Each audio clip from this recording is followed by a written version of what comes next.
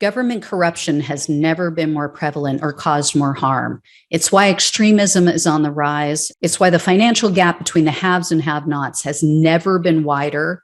And it's why our planet is at risk of an extinction level tragedy. That's why I need your help to keep exposing the truth about the rot on both sides of the aisle. Become a supporter or a friend of the show today by clicking on the coffee link in the description box below. Friends of the show join me on a Zoom hangout once a month, and you guys can ask me any questions you want, and I can get to know you better. But the most important reason to help is to keep the show alive.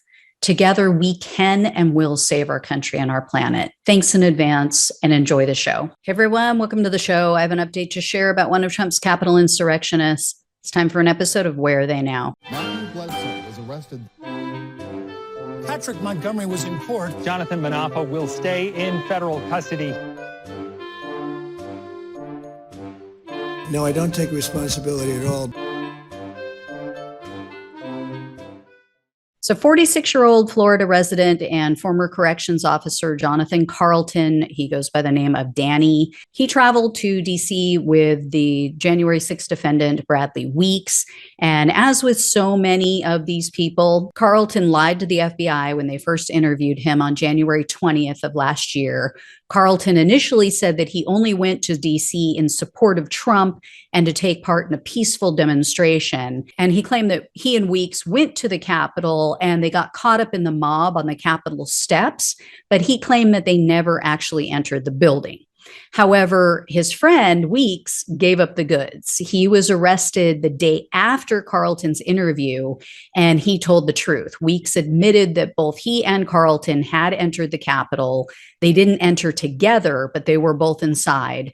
And Weeks also admitted that after the FBI finished interviewing Carlton the day before, Carlton called him and he made up this story about how he had been pushed into the Capitol and that the people who pushed him inside threatened to harm him and his family if he tried to turn around and leave.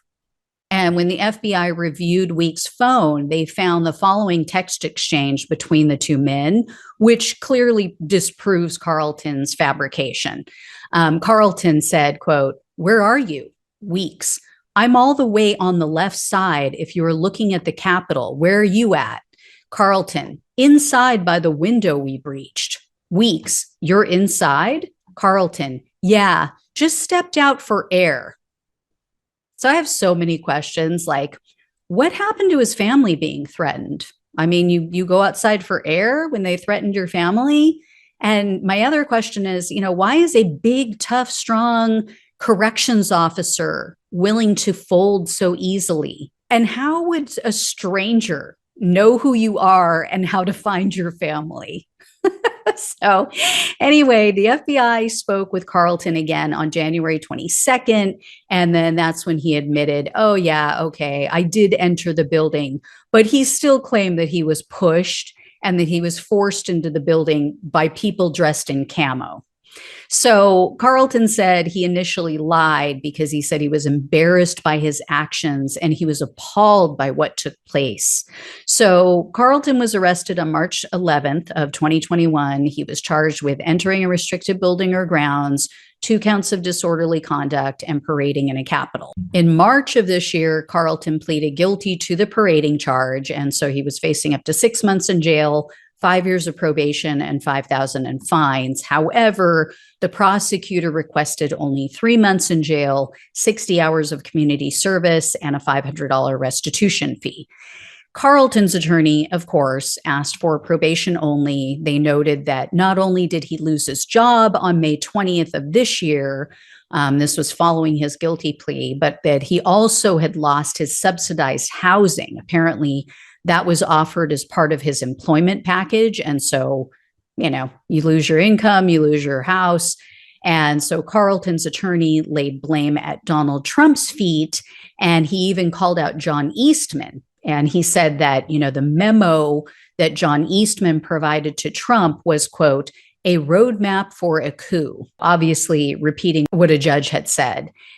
In court, Carlton said he is, quote, done with politics and that he's been, quote, humbled by events since the Capitol attack. U.S. District Senior Judge Thomas Hogan presided over Carlton's case. And at the hearing, he noted that over 100 officers were injured on January 6th. He also mentioned that some of them committed suicide shortly after January 6th. And the judge also said, quote, "It's hurt our country immensely, and it's going to take years to get over it." In addition, Judge Hogan questioned if others would then try to stop the transfer of power again in 2024 if they end up unhappy with the election results. And so with that, he sentenced Carlton to 36 months of probation, 40 hours of community service, and 500 in restitution. Not nearly enough. But after issuing his ruling, Judge Hogan said, quote, "If you lose control of yourself again, if you follow false gods, false statements, you'll end up back here." And he ordered that Carlton's guns remain in the custody of the government until after his probation is complete. So, like I said, not nearly enough, especially for someone who worked in law enforcement, and the prosecutors should be ashamed of themselves.